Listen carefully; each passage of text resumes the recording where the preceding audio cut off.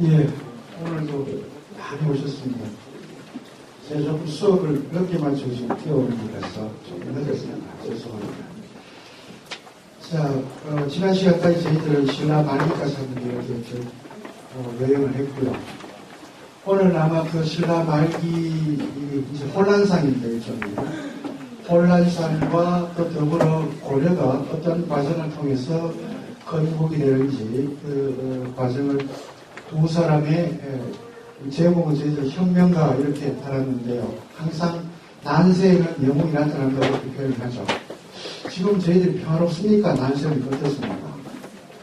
지금 난세입니까? 그럼 영웅이 곧 나타나겠다, 그죠? 네.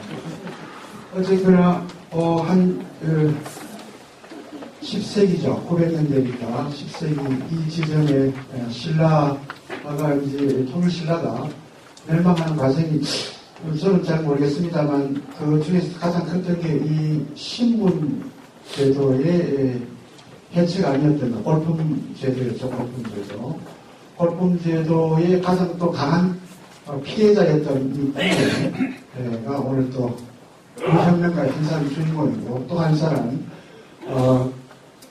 요즘을 따지면 지역의 조그마한 그런 그들은 호종이라고 표현합니다만 지역의 조그마한 토호 세력이었던 왕건 이 두 사람이 어떻게 이 혼란한 틈에서 상호 대결하면서 또 자기들의 이상을 혹은 현실을 꾸며내었는지를 한번 오늘 강연을 통해서 확인하시고요. 또 좋은 질의와 답변을 통해서 좋은 시간을 가질 수 있도록 하시기 바랍니다. 오늘 혁명과 공예와 왕권을 강연해 주실 제가 박종기 선생님을 간단하게 양력 소개해 드리겠습니다.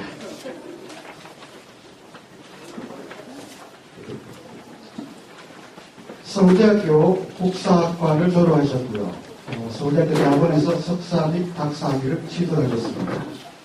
한국역사연구회장님을 역임하셨고요. 한국중세사학회장님도 역임하셨습니다. 현재 길 위의 인문학 운영 및 기획위원을 맡고 계시며 국민대학교 국사학과 교수로 재직하고 계십니다. 스스로는 지배와 자율의 공간, 고려의 지방사회, 안전복 고려사를 공부하다, 새로선 500년 고려사, 고려의 부곡인 경진으로 살다 등이 있습니다. 연장을 모시겠습니다. 박종기 교수님 나오시면 큰 박수로 환영 인사를 해주시기 바랍니다.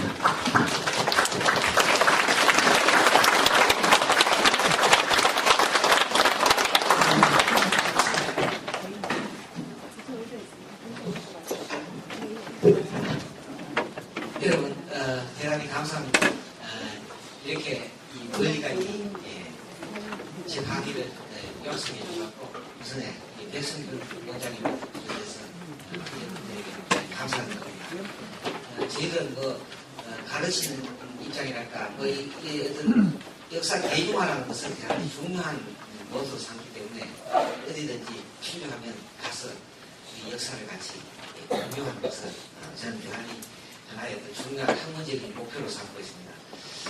아마 여러분 혹시 오늘 또 이 조선일보의 이 요즘 목요판에 목요일날 그 섹션 여행 섹션편을 보면 우리 금방 소개했습니다만 기류의 인문학이라고 국립중앙도서관하고 그 조선일보 그리고 교보문고가 책을 국민들이 읽고 답사하는 이런 측면에서 이제 중요한 문학, 역사, 철학의 현장을 담아하는 그런 프로그램이 원래 4년째 진행되는데 아마 오늘 요새는 이 조선일보의 이 본문의 신문가 월요일날 신문가가 목요일마다 이 섹션 신문에 실려 오늘 조선일보 신문에 한번 가서 아마 주로 섹션 신문은 잘 안 보고 이 본문만 보게 될 겁니다. 거기 보면 국민대 박모라는 사람이 지난주 일요일날 토요일 일요일날 재미있는 가족사랑 프로그램을 해갖고 문헌서원을 시작해서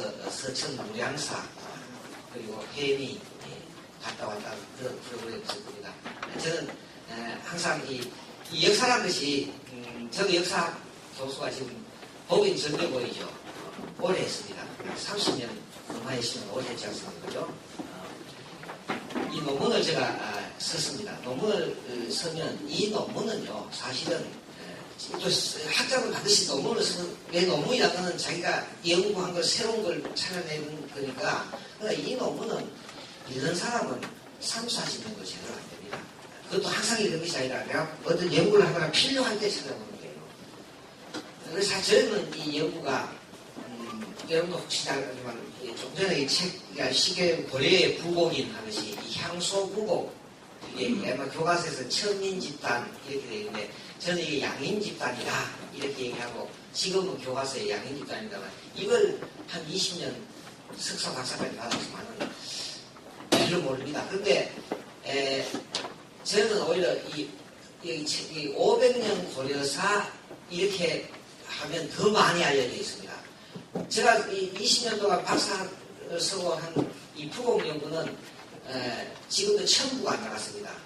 거의 한 15년이 되는데. 근데 이 500년 고려사 같은 경우는 거의 한 3, 4만 부 이상이 거의 5만 부에 나가는 한 18년 되는데 그러면 사람들은 박모라 그러면 부곡 연구가 아니라 이 500년 고려사 저자로 더 알려져 있는 그런 점에서 보면 이 역사라고 하는 것이 뭔가 이 결과적으로 이 역사라고 하는 것은 하나의 어떤 역사적인 진실, 사건의 진실, 현재 있는 것은 사건이지만 사건의 진실, 역사의 진실을 함께 공유해서 그 진실을 서로 공유함으로써 우리의 세상을 보는 눈, 내 자신을 보는 눈을 높이 올려보는 게 되는 근데 이 문학이라는 게 왜 이렇게 중요하냐? 이게 먹고 사는 문제보다는 우리가 어떻게 생각하고 내가 내 자신을 어떻게 생각하고 내 가족을 어떻게 생각하고 사회를 어떻게 생각하고 이렇게 이 생각하고 이 속에서 과거의 인간의 역사, 문학 작품, 철학을 통해 갖고 세상을 보는 눈이 달라지고 그래 되면 사회도 달라질 수 있다는 거죠. 이제는 어떤 기술이 문제가 아니라 원래 기술에서도 새로운 어떤 창조성이 나오지 않으면 전혀 안 된다는 얘기란 말이에요. 이렇게 되면서부터 세상이 달라지면서부터 이제는 오히려 노숙자들에게도 교육을 직업교육을 시키는 것이 아니라 바로 인문교육을 시킵니다. 서울에서는요. 바로 이 역사에 관한 얘기 또 문학에 관한 얘기 이 철학에 관한 얘기 사람이 살아가는 얘기를 듣고 거기에 공감하고 느끼고 나도 다르게 되어야 되겠다는 것이 노숙자의 삶을 벗어나는 것이라는 거예요. 지금 인문학이 그런 면에서 대단히 열리고 제가 하고 있는 이 기도의 인문학은 좀 이제 정부의 예산을 담았다 보니까 이 지원자가 우리 버스 2대만 이렇게 가는데 지원자가 거의 뭐 10대, 20대 있습니다. 같이 이제 대인분들하고 같이 가서 자연과 같이 가면서 이렇게 갔습니다. 지난번 같으면 이 문헌서원이라는 것이 우리 고려말이 유명한 이곡과 이색이라는 우리나라의 성리하고 수용하시는 이 집안, 이 서원에 가서 가족들 데리고 가서 이 집안의 가문이 충과 효다 이러한 것, 또 이 집안의 어떤 가족 교육 이런 것을 얘기한다든가 이렇게 하면서부터 세상 사람들이 달라지는 것이죠.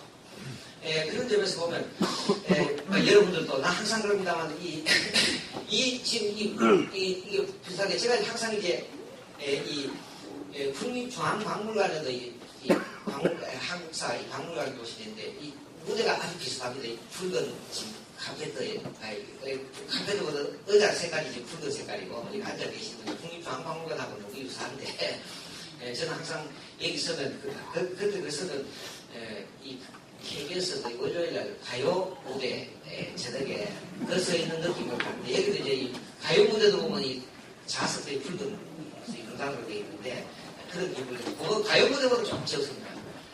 오늘도 가요 무대라고 생각하고 재밌게 얘기를 말씀을 드리려고 합니다. 사실은 오늘 제가 이 두 분을 이제 이 주제가 혁명가다. 마침 오늘 5월 16일 5.16을 우리가 어떻게 보느냐 하는 그런 하필이면 5월 16일인데 이 두 사람을 이제 혁명가로 보는 것 대충 학계에서는 혁명가로 보고 있습니다. 그런데 혁명가라고 보기보다는 오히려 영웅으로 보는 이제 오히려 혁명가라는 얘기는 오늘날 우리가 사회과학적인 입장에서 혁명가라는 이름을 붙일 수 있지만 실제 이 당대에는 대체로 이런 사람들에 관한 역사를 쓸 때는 아주 이런 사람들 그야말로 인간의 범주를 뛰어넘는 사람을 영웅이란다. 이규보 같은 사람도 동명왕전에서 이 영웅이라고 하는 것은 주몽을 얘기하면서 이 영웅은 이게 사람이 아니라 귀신이다. 눈에 보이는 실체가 아니라 뭔가 다른 큰 이미지를 갖고 있다. 이런 얘기를 하는데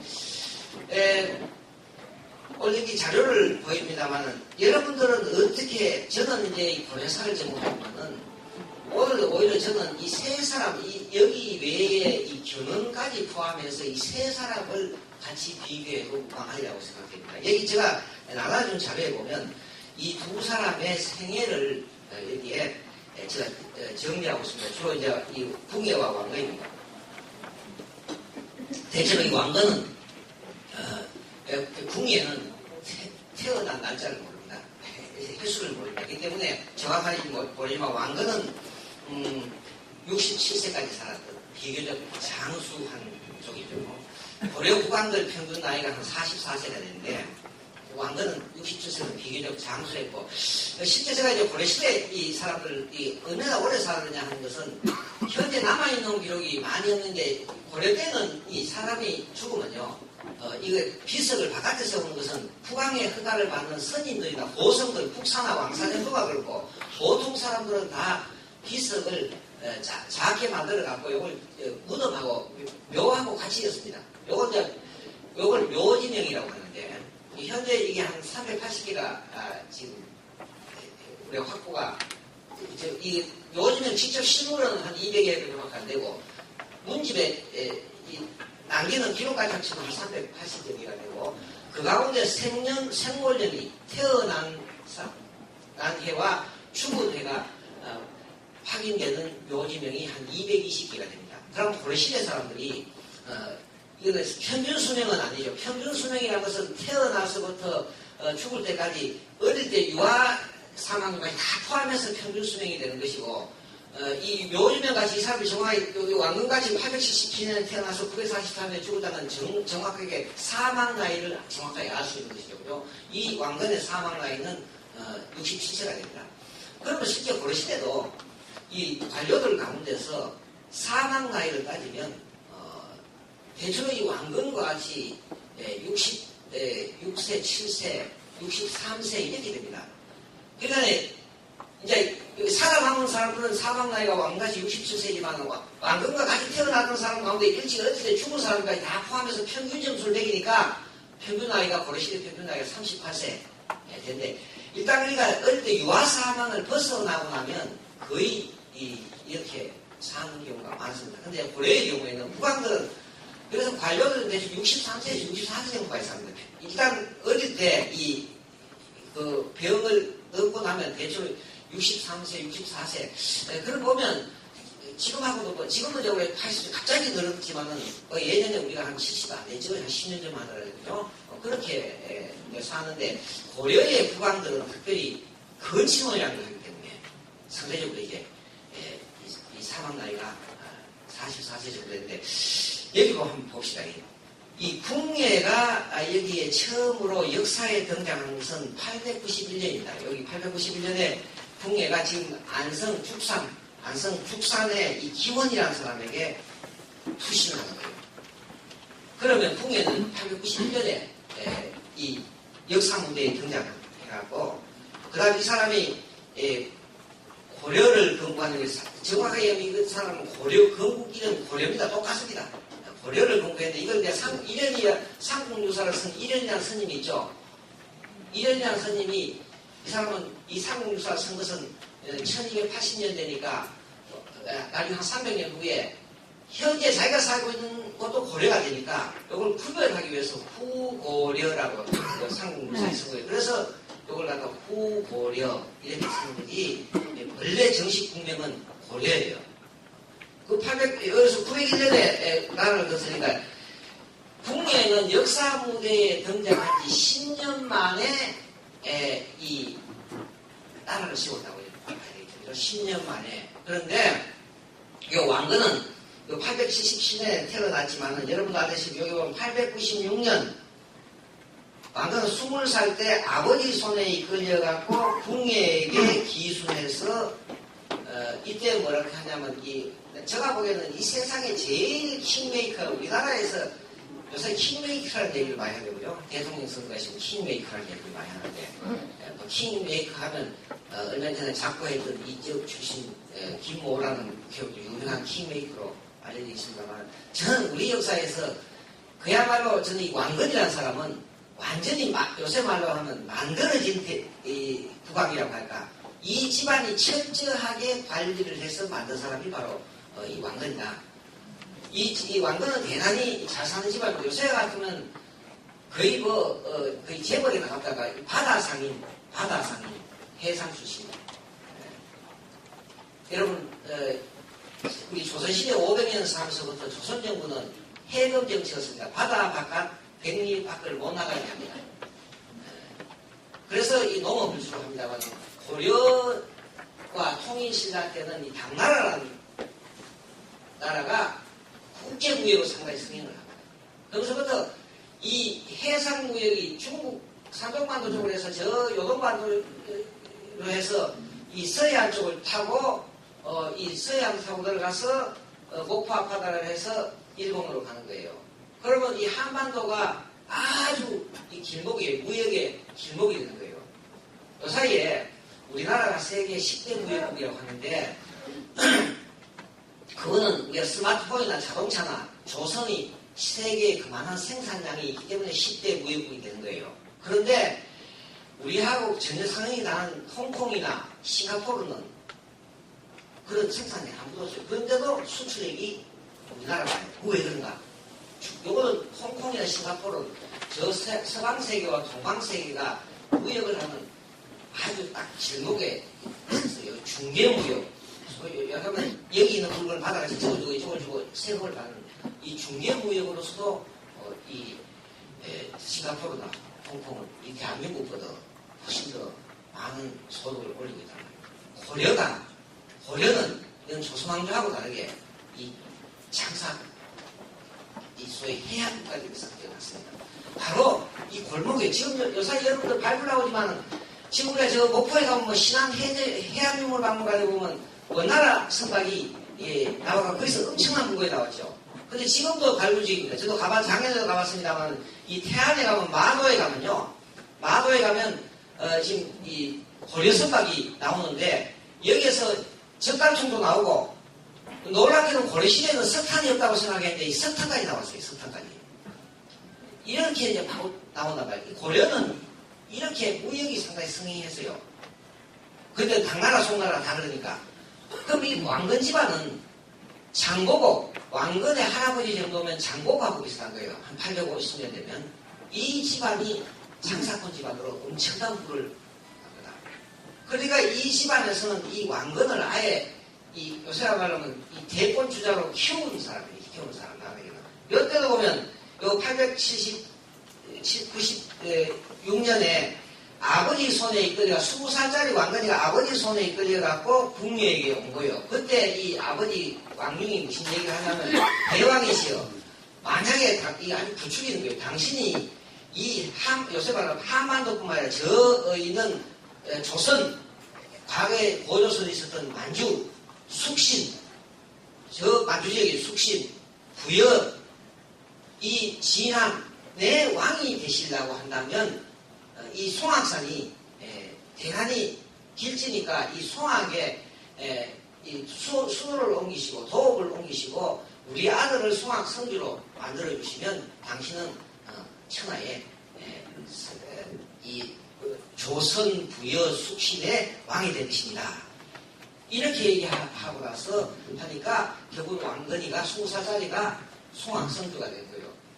예를 들면 이 기록에 보면 이건 저는 이 왕건이라는 사람은 철저하게 이거는 요새식으로 마마 보이는 엄마 손에 이끌리는 거고 아빠 손에 이끌리는 거야. 그럼 파파보이 요새 파파보이. 송악이라는 게 송악산이 여러분 개성에 송악산이죠. 원래는 이게 부소산이에요. 부소산이라는 이름이에요. 부소산이라는 이름인데 이 순사가 이 왕건의 이 정조 할아버지가 이 개성에서 부자인데 누가 술사가 와서 풍수지사 와서 당신 집안에서 삼한에 이 삼한을 통합할 분주가 나오는데 분주가 나오려면 이 부소산이 소나무가 없기 때문에 여기에 소나무를 심어갖고 부소산에 있는 바위를 다 가려주면 삼한 통합 선주가 나옵니다. 이미 이 집안은 이건 물론 이제 왕건이가 되고 나서 만들어진 설화지만은 이 집안이 이미 벌써 그 정조 할아버지 고조 할아버지 때부터 계속 이걸 만들어 온 거예요. 그래서 원래는 이 부소산 이 뒤에 있는 분을 수왕산 앞쪽으로 옮기고 이 부소산에 소나무를 심어서 이 산에 있는 바위를 가르우면 삼한통합 분주가 나온다. 그 이미 벌써 한 100년 전부터 이 집안에서 이렇게 준비합니다.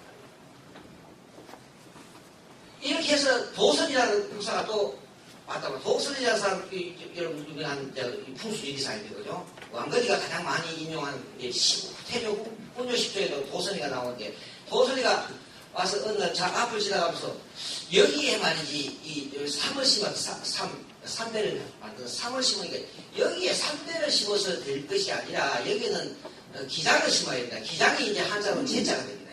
제자라는 게 또 발음이 제자지만 같은 발음이 뭡니까? 황제라는 뜻이단 말이에요.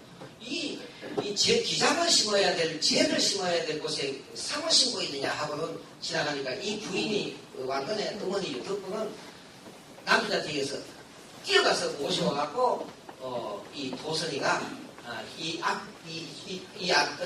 이 지역에 집을 36구짜리 집을 지으면 역시 삼한에 또 통합선주가 나타날 것이다.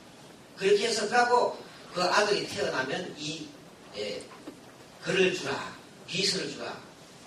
실제 왕건은 나중에 12여 세기 오기 만들기 전에는 도선을 만들죠. 그래서 이 주택을 지은 거예요. 이 주택을 지으면 아들이 태어날 것이다. 그래서 주택을 지으니까 아들이 태어났는데 왕건이더라. 이 집안은 이런 집안이에요. 이건 요새 같은 경우에 천차하게 요사이들이 다 저 명문학교 들어가는 사람들 보면 다 이거 돈 들여가 다 키우는 거 아니에요. 요새 어디 쉽지 않지 않습니까? 그죠? 뭐 어릴 때부터 아예 영어 혀도 이렇게 조금 이렇게 좀 따라가고 발음도 좋게 만들고 말이에요. 또 아니면 더 빨리 하려면 저 원정 출산부터 시작해갖고 미국 시민권도 동시에 갖고 혀도 조금 이렇게 수술을 해가 자르고 이렇게 발음 잘하고 영어 유치원부터 다녀갖고 그것도 안 되면 미국 시민권이 있으니까 원정 출산을 했으니까 이렇게 해서 키워간다는 거지. 이런 점에서 왕건은 제가 얘기하지만 아주 다른 사람이에요. 이 궁이하고는 아주 다른 사람이라. 그래서 이때 아버지한테 끌려가고 궁하게 돼요. 그런데 한번 보세요. 이 왕건은 자 896년에 왔는데 이 사람은 고려를 언제 건국하느냐. 여기 밑에 보면 918년이란 말이에요. 그러면 얼마나 그랬어요? 96년에서 거의 20년 다 되죠. 우선에 풍예는 이 역사 무대에 등장해갖고 10년 만에 나라를 일부에 한 혁명을 해서 나라를 만들었다. 그런데 왕건은 거의 918년 하면 22년, 2배가 더 걸렸다. 이유는 뭐냐면 왕건은 내가 보기에는 이 혁명가지만은 대단히 이 사람은 이미 길러진 신성이니까 은근과 뜬기 쭉 밀고 나온 사람이고 궁예는 대단히 이상군주적인 측면도 갖고 있지만은 아주 이 급격한 사람이다. 이런 점이 이십니다라고 하면 그 궁예는 이 나라를 건국하고 나서 901년에 건국하고 나서 17년 만에 망해버려요. 근데 왕건은 이게 500년짜리지만 저는 이 왕건을 보면 이런 상황을 여러분 한번 생각해보세요. 자, 20살짜리가 왔다. 그러고 나서 이 첫 전투가 어디냐 하면 이 900년에 처음으로 이 898년에 여기 보면 지금의 서울, 동두천, 양주, 견주를 첫 정벌을 한다. 그러니까 그러면서 22살 때부터 정벌이 시작합니다. 이 20살의 궁예 밑에 와갖고 이 궁예를 몰아낸 것이 918년 42살입니다. 그러니까 어떻게 되겠어요? 이 궁예 밑에서 이 변덕 심한 궁예 밑에서 22년간 눈칫밥을 먹은 사람이에요. 이게 얼마나 이 왕건이라는 사람이 이 혁명가지만 이 다른 스타일이라는 이게 22년간을 여러분 궁예하면 저도 이 드라마 이 태조 왕건 2000년이죠. 저는 그 덕분에 여기 마침 제가 1999년에 500년 오래 살아서 썼는데 이거 때문에 참 많이 나갔어요. 그런데 이 드라마가 여러분도 아다시피 내가 얘기한 것은 이 고려가 조선하고는 다른 이 다원사회라는 걸 그래라고 내가 PD한테 여러 번 얘기했는데 이 궁예라는 이 김영철이라는 이 탤런트가 너무 이놈이 연기를 잘하니까 이놈에서 죄송합니다. 얘기를 맙시다. 이 절대 김영철한테 알려주지 말아요. 이 사람이 이 궁예가 뭡니까 유명한 게 관심법. 그 관심법으로 이거 자기가 제발 나한단 말이에요. 이렇게 하는 데서 22년을 시집살이 됐다고 생각하고 이 사람이 어떤 사람이 되겠는가? 그러면 자 22년간 궁예 밑에서 시집살이가 42살에 고려를 공부했다. 이 고려 공부한 것은 궁예를 뭐라고 고려 공부가 끝이니까 아니죠. 그 다음에 누구하고 싸우니까 결혼하고 후배께 결혼하고 싸우는데 이게 18년간 싸운 거예요. 그래서 여기 보면 이 18년간 싸워서 936년 그 두 번째 장에 보면 60세에 비로소 천하를 통일하게 된 거예요. 그러면 이 사람은 내가 그래서 전 요새 여러분들 혹시 관심 있으면 집에 들어가시면 컴퓨터에 제 이름을 중앙일보 쪽에 제 이름을 써내고 중앙선대이라는 중앙일보 168 신문에 제가 요새 고려사 이 왕건 궁예 경연에 관한 것부터 지금 이제는 고려에 해종대로 넘어갔습니다만 이게 한 1년간 그 고려시대 그걸 쓰고 있으니까 네이버에 제 이름을 쳐도 저 글들이 좀 떠오릅니다. 내가 이런 얘기입니다. 내가 그래서 이 팔공산 전투를 얘기하면서 내가 이 왕건은 뭐냐면 싸움꾼이다. 천하의 싸움꾼이다. 항상 20세에 들어가서 이 60세 될 때까지 한갑 될 때까지 40년을 전쟁을 한 사람이에요. 그리고 여러분 아시다시피 이 팔공산 전투 대구에 대구에 여기 지금 생각보다는 왕건과 관련된 지명이 얼마나 많습니까? 그죠? 반야월부터 시작해갖고 말이에요. 안심부터 시작해갖고 온 곳에 지금 팔공산에 팔공산이라는 이 자체도 확실하지는 않지만은 이 왕건의 이 공신 죽은 공신 8명 그래서 팔공산이라는 얘기도 있습니다만 어쨌든 간에 이 왕건이가 여기서 엄청난 수모를 당한 전투가 이 팔공산 전투였단 말이에요. 이 40년을 전쟁을 한 사람이 40년을. 그래서 이게 천하의 싸움꾼이다. 이렇게 해서 만든 거예요. 이 인생이 좋은 거죠. 그래서 이 천하를 통일하면서 이제 다리를 좀 뻗쳐야 되겠다. 한숨 자야 되겠다. 하는데 7년 왕도로 타고 죽은 사람이에요. 여러분 이런 사람 이렇게 해서 인생을 살고 싶다. 저는 도대체 나 이런 삶을 살고 싶지 않습니다. 아이고 이거 편하게 이렇게 이따가 수업 없는 날 이렇게 KTX 타고 대구에 들어와서 이렇게 띵가띵가 여러분하고 이게 재밌게 얘기도 하고 말이요. 이게 좋지. 이거 벌써 이거 관료가 됐다든가 이래서 이거 매일 조금이 골치 아픈 거 이거. 근데 이 40년이 이렇게 해서 만든 고려예요. 이 사람 영웅이죠. 영웅이고 혁명가예요. 철저하게 사는 거예요. 그러니까 얘는 이 집안 아주 잘 사는 집안이다. 그때는 모든 부가 농사는요. 이 농경국 인류 역사에서 국가 형태가 세 가지가 있습니다. 하나는 농경국가고, 하나는 해양국가고, 또 하나는 유목국가예요. 이건 해양국가는 어떻게 배를 타고 멀리 가서 장사를 한다고 하죠. 이런 경우는 어떻게 가격에 낙차가 있는 거예요. 그죠? 여기에서 5원짜리가 저쪽에 가면 필요해서 100원짜리가 되는 거예요.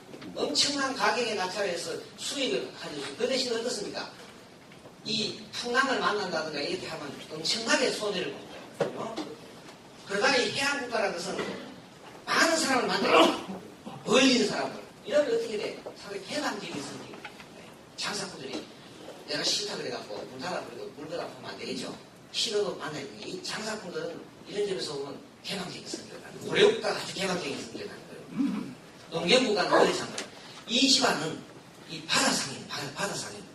많은 이 바다상인을 통해서 온갖, 그것도 한반도에서 농사해봐야 자기 동네마다 못 다니는데 전국 다니고 일본을 다니고 장보고 같이 이런 집안이 세상에 대한 시세를 빨리 보고 세상 돌아가면서 빨리 알고 이런 사람이다.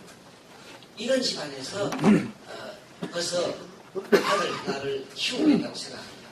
이게 이제 왕건이다. 그럼 궁예는 어떤 사람입니까? 이 궁예야말로 이걸 나는 이 두 사람에 대한 평가를 그 중에서 내가 먼저 그럼 이 결론적으로 뒤쪽부터 먼저 하고 여기 보면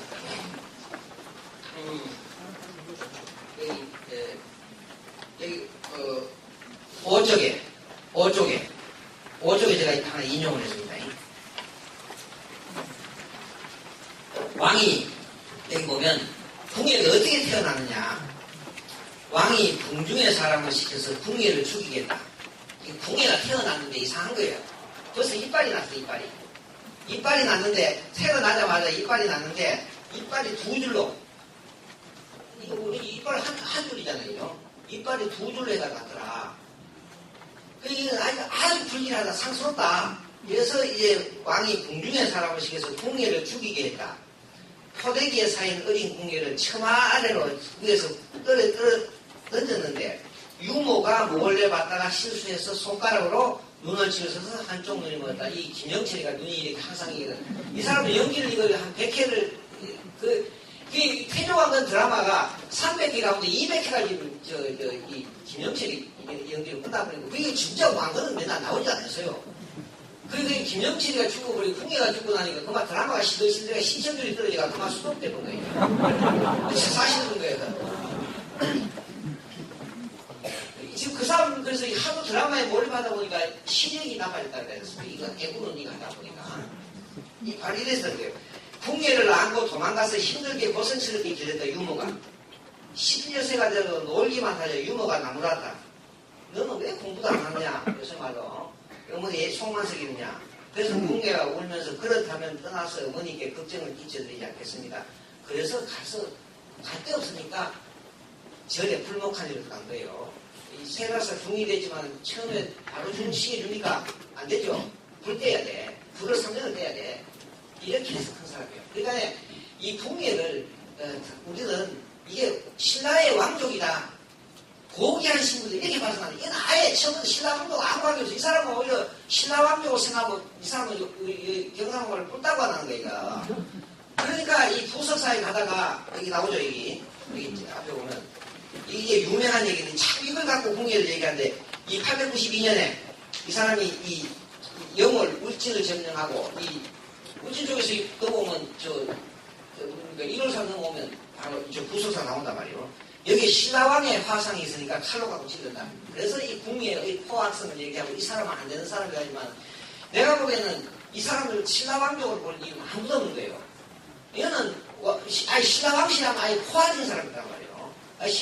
이 사람은 신라왕 시대 피하고 이 사람이 이 역사의 인물하고는 궁예하고 아무 관계없다. 아예 이거는 처음부터 밑바닥 생활 죽을 사람이 태어나갖고 마치 성경에 보면 뭔가 모세가 이걸 이 모세를 죽이려고 하니까 이거 광주리에 담아갖고 나일강에 보내갖고 이 공주가 바다를 키우는 그런 어떤 경우입니다. 그렇기 때문에 내가 하지만 이 파파보이 왕건과 이거는 파파보이고 마마보이가 아니고 이거는 완전히 결속과정이에요. 결속과정. 이 결속과정보다 더 심하다고 얘기했더니 결속과정에서 할머니라고 계시고 할아버지라고 계시지. 이거는 아무도 없는 유모가 키운 말이에요. 이렇게 해서 밑바닥 생활하고 절에 가서 좋은 의미로 중이라 됐다지. 이게 아주 다른 사람이다. 그런데 우리는 이 혁명가가 이게 다른 유형의 사람이 다 혁명가가 될 수 있고 영웅이 될 수 있다고 우리는 볼 수 있는 거예요. 그런데 이 두 사람을 우리가 어떻게 평가해야 될 것인가? 딱 길다 서론. 이제 보는 거 같다.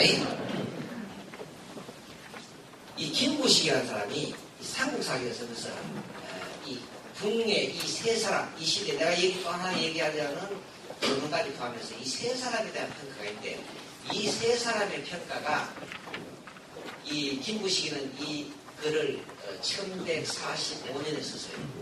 1145년에. 시간대로 다 합니다. 걱정하지 마십시오. 혹시 내가 인자 이거 들어가면 어떻게 해서 박근혜가 졸리는데 이렇게 하지만 절대 그렇지 않습니다. 그러니까 여러분 딱 시간에 맞춰 들어가고 졸리지 않게 말씀드립니다. 김부식이 1145년에 쓰면서 이 세 사람을 평가했어요. 근데 이 김부식의 생각이 아니라 이 김부식의 생각이 현재까지 모범답안이에요. 모든 사람이 그대로 다 뺏겨내는 거예요. 이 역사라는 게 좋은 점도 있지만은 이 정근대 역사학이 뭐냐 하면 이건 수리부작이라고요. 여러분 수리부작이라는 말을 무슨 말인지 알아요?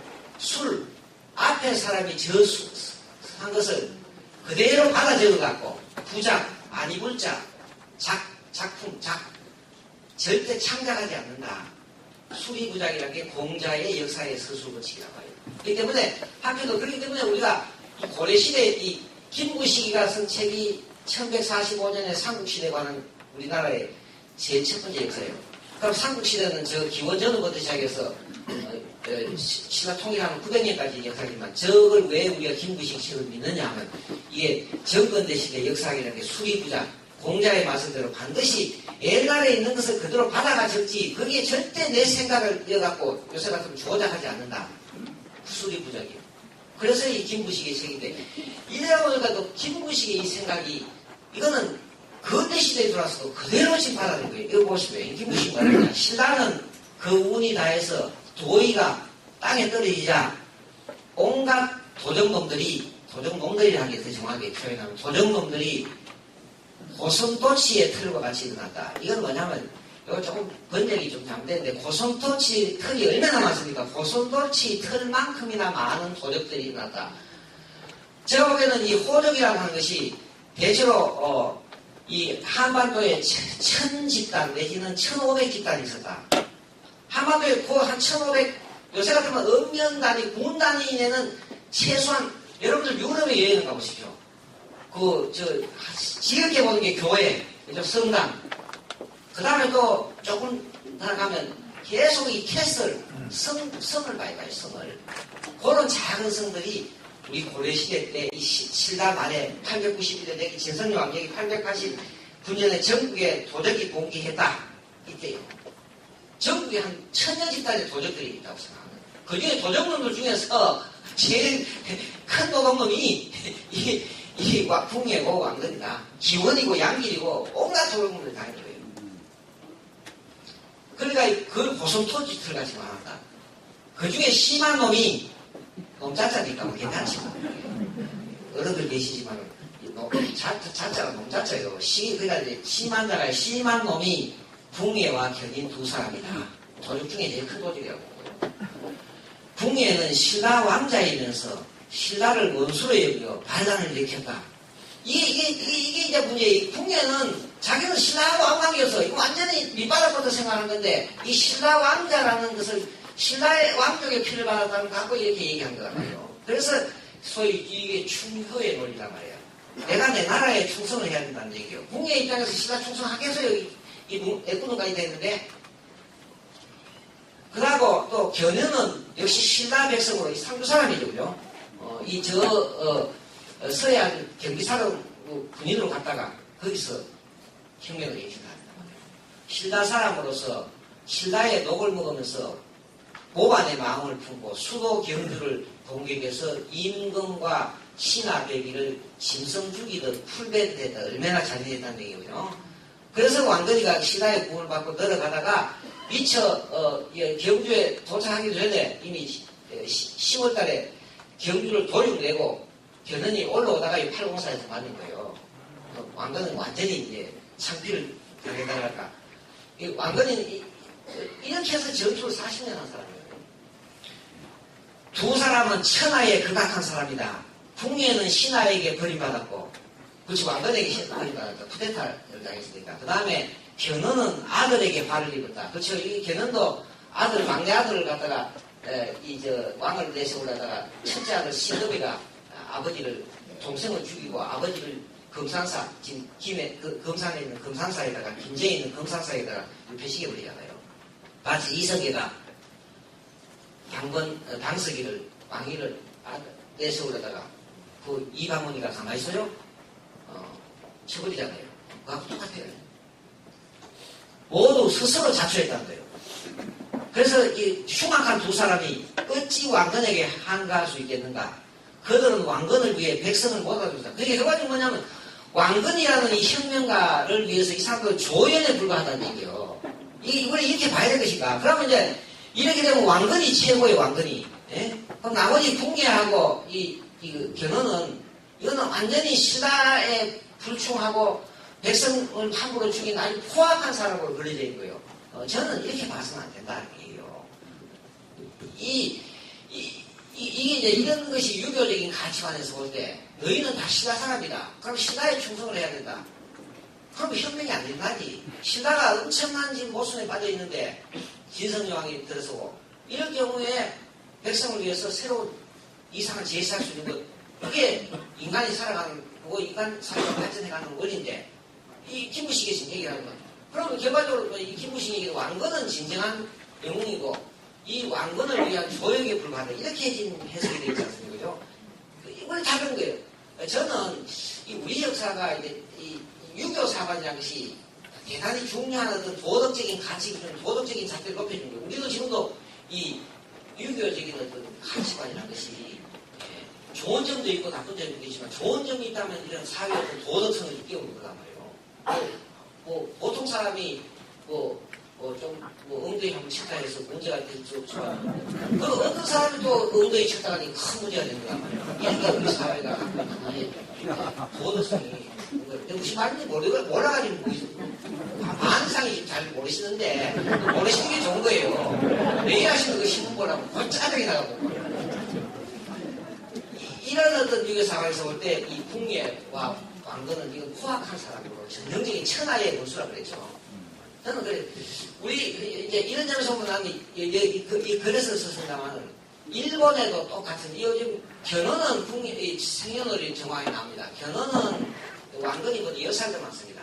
10살 더 많고 아마도 여기 보면 이 900년에 이 견훤이가 후백제를 건국했다고 보고 901년에 궁예가 후백제를 건국하고 그러면 다 비슷한 궁예와 견훤은 비슷한 나이가 아니냐.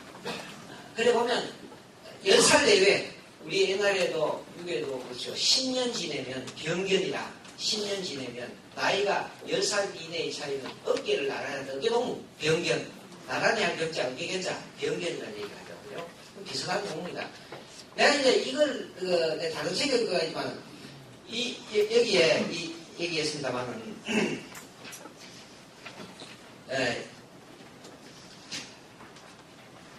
여기 3쪽에 보면 일본은 어떻게 평가하고 있나?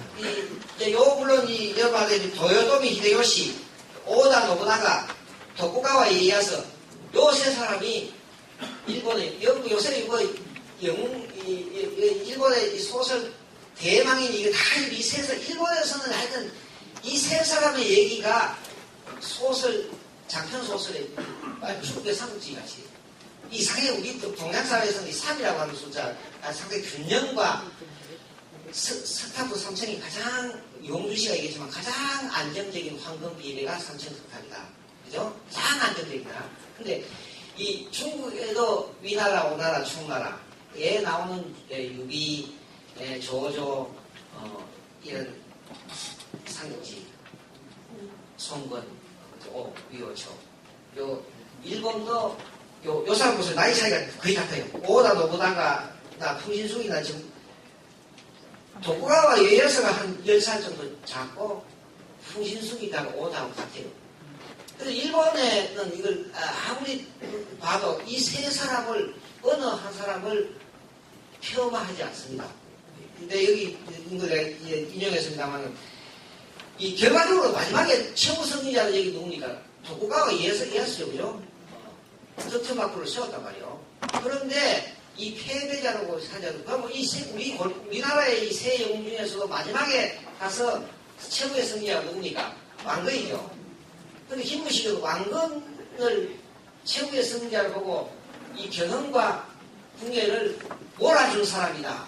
왕건은 이게 백성을 몰아준 사람이라서 아주 폄하를 해버렸는데 일본은 지금 이건 여러분들 대망이라는 소설인데 일본은 여러 가지 드라마를 보면 절대 그렇지 않습니다. 이거 보면 여러분, 오다라는 사람은 뭐냐? 떡살을 찍었다. 오다. 떡을 만들기 위해서 떡살을 찍었다. 그 다음에 풍신수기는 뭐 하는 사람이냐? 요 떡을 갖고, 떡살을 갖고 반죽을 해갖고, 한 음식을 거의 다 만들었다. 그 다음에 요걸 힘 안 들이고 먹은 사람이 도쿠가와 이에야스다. 제명하게 풀어내죠, 그죠? 그럼 이 세 사람이 각각 자기의 역할을 제대로 풀어내죠, 그죠? 우리는 이런 역사가 없을까? 왜 한 사람이 모든 것이 독식하면 다른 것은 다 이렇게 부린다? 우리 정치 구조도 대통령이 되면 모든 것을 다 독식을 부리죠. 이게 난 좋다 나쁘다 얘기가 아니라 예를 들면 저는 오늘 말씀드리려고 하는 것은 이 세 사람은 영웅이자 혁명가다. 왜 혁명가냐? 혁명이라고 하는 것은 기존의 이 체제하고 다른 새로운 체제가 나올 때 극단적으로 우리가 혁명이라는 것은 사회학에서 얘기하는 것은 러시아 혁명. 왜? 짜르 체제에서 봉건 군주제 체제에서 사유의 진로, 공산주의 진로 간다. 오토토이가 이 중국의 봉건제를 군거체를 청산하고 중화인민공화국 간다든가 최소한 어떤 새로운 어떤 하나의 어떤 사회 체제를 형성됐을 때 그 부대의 혁명이라고 평가를 하는 거잖아요. 이러면 왕건은 내가 항상 얘기하는 거 여기 저도 내 고향이기 때문에 경주가 내 고향이기 때문에 이야기를 이 통일신라는 경주에 있는 이 뺀질이 진공 이름은 완전히 뺀질이들이에요. 뺀질이들 아주 세련된 사람들 요새 같으면 아주 강남 부자 같은 사람들이요. 근데 이 왕건은 이건 내가 완전히 촌놈들로 만들어진 지역이거든요. 집안에 우락우락한 여기 이제 안동 재병원 석굴 가보면 엄청나죠. 원지미력 이 지방 호족 세력들은 자기의 분위를 나타내기 위해서 고려 초기가 되면 여러분들 불상들이요. 예수성이 없어요. 그 백제 미손이 이런 게 없고 원지물로 같은 것도 문도가 이렇게 하고 비대가 전혀 안 맞아요. 그런 불상을 만들어서 자기들을 과시하는 아주 촌놈들이 그러니까 이런 촌놈들에 의해서 만들어진 정권이에요. 이건 완전히 체제가 달라져 버린 거예요. 진공이 뺀지들하고는 완전히 다르게 경주의 뺀지들하고 다르게 완전히 촌놈들이 만든 정권이에요. 우리 역사상에 이렇게 지배층이 완전히 바뀌어버린 경우는 없어요. 고려가 조선으로 이성계가 정도전이가 조선왕조를 만들었지만 이거는 고려의 지배층을 그대로 안고 가는 거예요. 그죠? 그래도 그걸 역성혁명이라고 얘기한단 말이에요. 그럼 이건 고려왕조는 완전히 이건 새로운 체제로 바꿔버린 거예요. 이 진골기족이 갖고 있는 골품제 원리 대신 이제는 필요해서 과거제라는 걸 만들어갖고 완전히 이 과거제가 엄청난 나는 우리가 명품 얘기를 하는데 한국 역사에서 우리가 가져온 외국에서 가져온 문화재들 중에 3대 명품을 얘기해라. 원래 굳이 힌드북이요? 아니요. 하나는 저는 불교라고 생각합니다. 이 불교가 우리에게 들어오면서부터 한국의 고대 국가가 만들어진 거예요. 한국 고대 문화가 만들어진 거예요. 이게 옛날에 우리가 신라 크게 보면 경주에 보면 고문이 만들어지는 시기는 불교가 들어오기 전이에요. 근데 이제 불교가 들어오면서부터 석탄 문화가 발달하고 이 새로운 문화가 들어옵니다. 불교가 들어오면서 신라의 고대 왕권이고 이것이 상국을 통일하게 됩니다. 불교. 그 다음 또 하나는 이거야. 과거제. 이게 엄청난 거예요. 이게 진골이족들이 다 독식하잖아요. 이거는 진골로 태어나면 이건 바보직이라도 1등에서부터 저 17과정인데 6등부터 시작해서 1등까지 바로 올라가. 이게 골품제단 말이에요. 이건 기억법을 이게 과거의 실력에 의해서 뽑는 거. 이게 엄청난 변화를 가진 거예요. 이 과거제가 아직까지 대학 입시, 공무원 시험 다 있는 거예요. 이거 무너져 버리면 대한민국 무너지는 거예요. 이 전통이 고려 때 만들어요. 다음 성리학. 고려 말에 보면 성리학. 이게 조선 왕조의 선비 문화예요. 그냥 3대 명품이다. 이 3대 명품이 2개가 고려 때 들어온 거예요. 그리고 또 하나는 신라 때 들어왔지만은 삼국시대에 들어왔지만은 꽃 피는 어디예요? 고려요. 고려 사회가 대단히 개방 사회입니다. 왜? 왕건 자신이 장사꾼 집안이에요. 바다 상인이요. 장사꾼 자체가 이거는 개방적일 수밖에 없는 거예요. 이 개성상인 전통, 여러분들 개성상인 하죠, 그죠? 임상국이가 상도. 이 개성상인이 어디서 나온 줄 압니까? 이 역사적으로 보면 고려 왕건 집안에서 개성 나온 거예요. 이렇게 우리가 역사를 좀 다르게 볼 필요가 있다는 거예요. 얘기는. 지금 우리는 자꾸 조선시대가 아주 발달된 사회고 고려가 아주 형편없는 사회로 보지만 이런 영웅들이 있었기 때문에 이런 어떤 개방적이고 다원 사회가 나오는 거예요. 예. 그래서 우리도 대단히 고려 왕조를 다시 보자. 21세기 대한민국의 미래를 보려면 바로 이 고려의 개방 사회를 봐야 된다. 그리고 우리가 오늘날 앞으로 이 70여 사회가 얼마나 잘 갈지 모르지만 아직까지는 우리가 연착륙하고 있어요. 그래서 선진국에 들어가고 있는 거예요. 나는 이런 어떤 오늘날 이 21세기 사회는 다원 사회입니다. 다문화 사회를 하고 외국인들이 벌써 5% 이상이 넘습니다. 이런 사회에 우리가 왜 잘 들어가냐면 이 고려 왕조가 갖고 있는 이 다원 사회의 전통, 이 개방성, 역동성, 대단히 역동적이다. 여성이 그대로 재산 상속을, 준분 상속을 받는 사회가 고려 사회란 말이에요. 요새 여성들도 일단 상속이 부인에게 50%이고 나머지는 준분 상속하지만 고려의 경우는 여성들이 상속을 받으면 이 남편하고 합치면 재산 요새 같이 합산을 안 해요. 끝까지 다 같이 가는 거예요. 같이 가다가 여성이 자식이 없고 다 죽고 나면 이 재산 다시 자기 친정으로 돌아가는 거예요. 이런 철저한 어떤 준분 상속, 여성이 후두가 되는 사회예요. 이건 남아선으로 상속상이 없는 거예요. 고려 시대는 뭡니까? 외손자가, 아들이 없으면 외손자가 음서를 받지 않습니까? 제사도 여성이 지낸단 말이에요. 이런 어떤 개방적인 사회를 만들어가는 이 영웅들이 있었다. 근데 이걸 갖다가 이렇게 일반적으로 가면 난 상당히 곤란하다. 우리 그 일본도 이 오다 노부나가, 이 오바 노부나가 얼마나 잔인합니까? 여기 밑에 보면 이상한 거죠. 이 오바 노부나가 이 우는 새를 어떻게 울지 않은 새를 어떻게 울게 했는가. 이건 이제 재밌는 얘기죠. 이 세 사람을 뭐라냐. 오다는 울지 않은 새는 칼로 보고 쳐버린다. 그러면 독칠 때 울 거 아니냐. 도요토미는 꾀로 갖고 울게 하고 도쿠가와는 울 때까지 기다린다. 이렇게 얘기합니다. 나는 이 왕건은 어떤 행위냐. 내가 보기에는 왕건은 거의 이 도쿠가와에 비슷한 것이고, 궁예는 내가 보기에는 상당히 이거는 오다에 가까워. 폭풍 같으면서도 아주 칼성을 갖고 있는, 견훤은 대단히 지략이 높은, 지략이 많은 이런 인물입니다. 그러면 우리도 이렇게 평가를 할 수가 없겠는가? 역사란 것은 김구시가 만들어온 역사가 지금 우리 역사가 돼야 됩니까? 그렇지 않죠. 저 학생들한테 얘기합니다. 너가 수업 나한테 듣고 너는 지금 뭘 배워야 되냐. 나한테 이 수업하는 이 내용을 들어서 절대 안 된다. 박 선생이라는 분이 고려사를 기존에 하고 다르게 해석하구나를 보면 다르게 해석하는 걸 외우려고 하지 말고, 나도 커서 박 선생 같이 다르게 해석을 해야겠구나. 이런 걸 배워라. 내가 이렇게 얘기했고요. 우리가 같은 것을 따라가면 안 되는 거예요. 전체를 밟아서는 안 되는 거죠. 그러면 우리가 이 역사를 다르게 볼 필요가 있다. 왕건과 궁예와 변헌을 이렇게 해서 보면, 내가 그래서 그다음에 궁예가 전혀 폭군이냐? 나는 이제 오늘 이 얘기를 하기 위해서 이 궁예와 왕건의 비교를 이 사람이 요새 같은 통일정책. 나는 또 실제 이 궁예와 왕건이 왜 이렇게 터져진다. 나중에 왕건은 이 나주전투를 승리하면서부터 수상까지 올라가다 수상. 그래 얼마나 왕건 궁예 입장에서도 얼마나 가슴 아프겠어. 이게 수상까지 시켜놨는데 이게 뒷담화를 쳤단 말이에요. 속된 말로.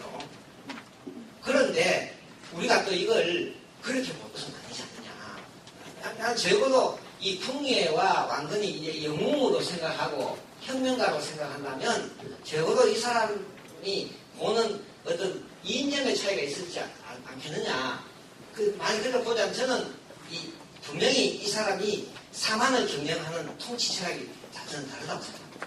여기서 차이가 났고 여기서 혁명이 났다. 그래야 혁명이 정당화될 수 있지. 그렇지 않은 혁명은 정변이고 쿠데타가 될 수밖에 없는 거예요. 이 왕건은, 이 풍예는 지난날 자기가 이 고려를 건국하고 나서, 여러분 이제 참고적으로 또 이 궁예가 세운 나라가 여러분 어떤 식으로 보면 후고구려라고도 나옵니다. 고려하고 고구려는 같은 말입니까? 틀린 말입니까? 똑같아요. 이미 중국에서 이미 중국에서 서기 500년, 450년이 되면 고구려를 고려라고 불러요. 이 고구려라는 것은 무슨 뜻입니까? 고는 아주 높다는 뜻이고 고자하고 구자하고 합친 거예요. 고 더하기 구려. 구려는 성. 여러분들 저 만주에 가면 환인에 가면 고려 최초의 그 원효산성 가면 아주 높죠. 그죠? 높은 성. 또 이 높은 성이라는 게 또 얼마나 수리, 뭐 서울 이런 뜻도 아니냐. 그리고 고려도 역시 같은 뜻이에요. 높은 성. 이게 같은 그러니까 이 풍예나 이거나 기본적으로 이 사람들이 국가를 왕건도 건국하고 나서 이것을 고려라고 하는 것은 역시 이런 어떤 과거의 고구려를 계승하겠다고 하는 것은 분명한 것이다. 이런 거죠. 만약에 삼국사기가 없었더라면 이 중국의 독국공경에 완전히 넘어가버리는 거예요. 이 삼국사기 이런 기로 이거는 고구려는 분명히 우리 민족이죠. 이건 더 이상 얘기할 없는 거예요. 이 고구려를 내렸다 신라가. 그래서 평양에 옛독이 무성한 자초다. 내 반드시 원수를 가겠다. 이러한 어떤 자기 입장을 얘기한 거예요. 이 통일적 직이 고구려를 계승하겠다. 하고 왕건도 고려를 계승하기 때문에 나라 이름을 고려라고 해요. 근데 다른 글에서는 썼습니다만은 이 왕건의 조상도 결과적으로는 이 중국 사람 당시에 1120년대 이 서흥이라는 사람이 송나라 사신이 고려에 왔다 그 적은 기록으로 이 왕씨의 조상은 고구려의 대족이라 이렇게 나오거든요. 고구려 출신입니다. 그런데 이제 쿠데타를 일으키는 이 사람들의 왕건과 쿠데타를 일으키는 이 신하들의 명분이 뭐냐? 나 그래서 이 두 사람의 혁명가로서의 두 사람을 시기가 통일 정치라고 얘기하는데 여기 보면 이때에 이 왕건의 1등 공신이 된 사람입니다. 이 배현경, 홍유, 그 다음에 신순경도 1등 공신이에요. 신순경 여기 책이 여러분들 책 안 보는 것에도 이제 다 지금 다 가고 있습니다. 걱정하지 마세요. 왜 이게 지금 책을 안 읽느냐? 걱정하지 마십시오. 이 사쪽에 보십시오. 이 사쪽에 이 세 번째 단락에 보면 왕건에게 찾아가서 쿠데타를 건유한 신복들이 뭐라고 한 얘기를 들었을 때 이때 홍유, 배현경, 신순경, 복지경 이 신순경이가 927년에 쿠데타가 일어나서 9년 만에 803에서 죽었거든요. 그래서 왕건이가 얼마나 가슴이 아프겠다. 이 사람 뭐냐면 우리가 왜 쿠데타를 하느냐. 먼저 이 사람들이 왕건을 설정하는 장면이에요. 그 쿠데타를 해야 될 명분이 뭐냐 하는 것을 보면 이게 그저 권력이 하자는 얘기는 아니에요. 이 무장들이 한 얘기 보면 사만이 분열해서 도둑대가 다투어 일어났다. 아까 고성도치같이 일어났다니 엄청나게 이때는 다투어 일어나냐. 지금 궁예가 그들을 무찌르고 한반도의 땅을 3분했다. 이제 저쪽에 경은목하고 신라목하고 자기목하고 3분해서 이 3분을 했는데 그 3분 했는데도 궁예가 그 반을 차지했다. 그러니까 이 세 나라 가운데서 통일 신라와 후배 때 경은과 이 궁예 가운데서 실질적으로는 나라는 세 개지만은 전체 영토의 반을 궁예가 차지했다. 그런데도 이 기가 넘어서나 우리 1년 한테는 이 기라고 하는 것은 한자에서는 12년을 얘기합니다. 12년. 이 기니까 24년. 나라를 건국한 지 24년이 넘어서나 통일을 하지 못한 채 처자식을 죽이고 관시법으로 신하를 죽이고 잔악한 짓으로 백성들이 도착을 했다. 얼마나 잔인합니까? 부인을 갖다 세방명에다 불을 닦다가 부인을 북부에다가 수색하고 그 연기가 입으로 올라왔다. 이게 포악성 이것도 역시 이제 나중에 왕건이가 이 역사는 성자의 기록이니까 그런 식으로 표현을 했다 하더라도 여기서 우리가 그대로 놓칠 수 있는 그대로 쿠데타 하자는 얘기 아니요. 왜 궁예가 잘못됐느냐? 이게 벌써 이 사만을 통일하자고 자기가 혁명 공약을 했다. 공약 위반이라는 얘기예요. 사만을 통합하겠다. 이렇게 해놓고 벌써 그래도 땅을 지금 반이나 차지했는데 이건 더 밀어붙여야 되는데 24년이 되도록 통일도 못했다. 그런데 처자식품이고 관심법으로 안 된다는 거예요. 이 쿠데타의 명분이 뭡니까? 이 국내의 이 통일 정책이 요새 같은 선거 공약이 잘못됐다는 거예요. 이러니까 쿠데타를 해야 된다는 거예요. 이 혁명을 해야 된다는 거예요. 쿠데타가 아니라 혁명을 해야 된다. 그 얘기를 그대로 받아갖고 이래서 국내를 몰아내고 왕건이가 바로 다음 달에 오른 거예요. 여기 4쪽에 또 있어요. 여기 보면 왕건이가 처음에 적의교서가 요새 같으면 적의교서가 뭐냐 하면 여기 나오죠. 4쪽에 위에 보면 전왕이라는 게 궁예죠. 전왕은 사방이 무너질 때 도적을 없애고 점차 영토를 확대해 나갔다. 그러나 나라를 통합하기 전에 이것도 통합하기 전에 통일이라는 게 삼한일통이라는 게 가장 중요한 거라는 거예요. 그런데 통일하기 전에 폭정, 간사함, 협박, 세금을 무겁게 하고 그래서 백성의 줄을 두고 우통을 방패했다. 도를 넘는 궁궐공사로 원망과 비난이 일어났다. 그래서 안 되겠다. 혁명은 이렇게 해야겠다. 똑같은 얘기예요. 국내의 이 통일 정책이나 우리가 가장 시급한 것은 빨리 전쟁을 끝내야 된다. 이 전쟁이 50년 전쟁입니다. 아까 얘기했지만 실질적으로 여기 다시 이제 제가 이걸 왜 왔다 갔다 하느냐. 처음부터 왜 여러분도 교재를 받아가고 교재라 그러면 뭐 페이지를 잘 매기든지 지금 사전 받아 다시 이쪽 하라니까 불만이 좀 많으신데 졸릴까 싶어가 일부러 제가 이렇게. 여기 보면 실제로 891년에 이미 궁예가 혁명을 일으킨 거예요. 반란을 일으켰단 말이에요. 그 다음에 요 892년에 견훤이가 실제로는 왕을 된 거예요. 이 890년부터 시작해서 이 혁명이 일어나는 918년까지 이 나중에 936년 시작 삼국통일하죠.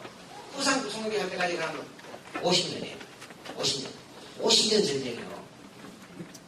이 50년 전쟁을 상상을 못하는데 여러분들 이 4년 전쟁이 1950년 6월 25일부터 만 3년이죠. 1900년 전쟁이 53년 7월 27일이죠. 만 3년의 전쟁, 4년짜리 전쟁이 1000만 이상 가지고 만들어냈어요. 그 고통이 아직까지 있는 거예요. 여러분도 그런 분들 계실 겁니다. 50년 전쟁이라고 써보세요. 이거는 말할 수 없는 이 고통이죠. 그렇기 때문에 이 지도자들이 이때에 이 지도자들이 빨리 해야 될 것은 빨리 이 전쟁을 종식시켜야 되고요. 빨리 평화로 가야 되고요. 미국에도 어떻게 하나 메가드는 만주에 던지자 말이야. 원자탄을. 그게 빨리 가는 거다. 그러나 또 이 아이젠하워나 이쪽 트루만은 그렇게 생각하지 않는 거라는 거죠. 어떻게 하든 전쟁을 빨리 끝내야 된다. 이런 생각. 이런 지도자가 당연히 가져야 되죠. 전쟁을 싫어하는 사람 누가 있겠냐. 좋아하는 사람 누가 있겠냐. 이런데 국내가 전쟁을 잘못했다는 거예요. 그 우리가 이 역사를 국내가 포악하다고 하는 것이 아니라 이 작은 데서 이 변화의 물기를 찾아야 된다면 저는 바로 통일에 있어서의 입장에 차이. 빨리 전쟁을 끝내야 된다. 이 전쟁을 빨리 못 끝낸다. 빨리 끝내자. 이런 또 명분이 있어야. 그래서 나중에 아이젠하워가 있다, 트루만에다 나중에 아이젠하워가 당선되고 또 나중에 미국의 공화당 민주당 정부도 베트남 전쟁도 빨리 끝내자. 이렇게 되면서부터 정부가 바뀌는 거란 말이죠. 이 문제가 저는 이렇게 아주 제가 쉽게 생각하면 그래서 이 891년부터 시작해갖고 936년 50년짜리 전쟁이에요. 이 전쟁을 빨리 끝낸다는 거예요. 이런 데서 차이가 났고 그리고 이것은 저는 이미 오늘 핵심적으로 말씀드리면서 이 918년에 이렇게 해서 이제 완전히 우리 말 파토가 난 거예요. 파토가 나갖고 이 혁명이 고려강조가 그런데 국내는 쫓겨났습니다만은 그러나 이거는 이미 내재될 때 이미 왕건이가 국내 밑에 들어갔을 때부터 이 상당한 갈등 관계가 있었다. 저는 뭐냐면 다시 이제 이쪽에 보면 아주 핵심적인 얘기를 하자면 이 왕건이가 아버지가 왕건의 손을 잡고 궁예 밑에 간 것에서 끝나는 게 아니에요. 이게 역사를 잃어버리면 안 돼. 그러면 또 이게 뭐 재밌게 막 팝하고 현대판 팝하고 얘가 이렇게 하면 안 되고, 이게 왕건이가 이렇게 갔을 때 쉽게 궁예가 다시 송악군수를 주고 그 왕건의 아버지 용건이를 갖다가 대합니까 금화군수를 주는 거예요. 요새 같은 금화군수 바로 초원 옆에 힘들게 이 준 거는 다 이유가 이게 입이 상당히 했지만 이게 해상 세력이란 말이에요. 이게 끌고 가는 사람이 있는 거예요. 왕건의 부자가 간 게 아니라 이 주변에 있는 사람들이 갔기 때문에 이렇게 대립이 되는 거예요. 나중에 수사까지 되는 거예요. 보면 요 왕건이가 하는 6년 전에 895년에 보면 폐서 지역 호족들이 궁예에게 기순했다. 그 다음에도 요 줄줄이 사탕이요. 요 896년에도 이 연천 인강도 요건 바로 개성부근입니다. 그 다음에 898년에 보면 폐서도 지역에 30여성이 이쪽을 갔다. 김포 강화 이거 뭐냐면 바로 이 집안이 장사꾼 집안으로서 그저 이 개성 집안이 아니라 이 개성 일대에 엄청난 자기 지위 세력을 갖고 있다는 거예요. 이게 다 같이 갔다는 얘기예요. 이 폐서도 폐강진 이건 신라의 최강의 부대가 있었던 곳이에요. 왜냐하면 이 당나라하고 신라가 쌍국을 통일했는데 이 지금 황해도와 이 평안도 지역은 당나라가 자기 영유권을 주장하는 거예요. 그래서 신라가 못 차지해. 그러다가 나중에 당나라가 발해의 공격을 받는다면 730몇 년인가 740몇 년인가 그러면서부터 당나라가 신라와 발해를 연합하지 않기 위해서 그 지역 지금 폐서도 지역이라는 게 지금 평안도 황해도 지역을 공식으로 신라에게 줘버려요. 그 신라는 즉시 최강의 이 부대를 폐강진 부대를 여기에 배치시켰어요. 이 폐강진 부대의 전통이 이 황해도 평안도 이 폐강진 부대라는 신라의 최강의 부대가 여기에 있을 것이고 이 부대가 나중에 평양을 건설하게 된단 말이에요. 거기 왕건이가 바로 이 재산을 갖고 이 지역을 다 장악한 거예요. 그게 왕건이가 간 게 아니라 왕건이를 따라간 이 황해도 평안도의 최강의 폐강진 부대가 다 이쪽으로.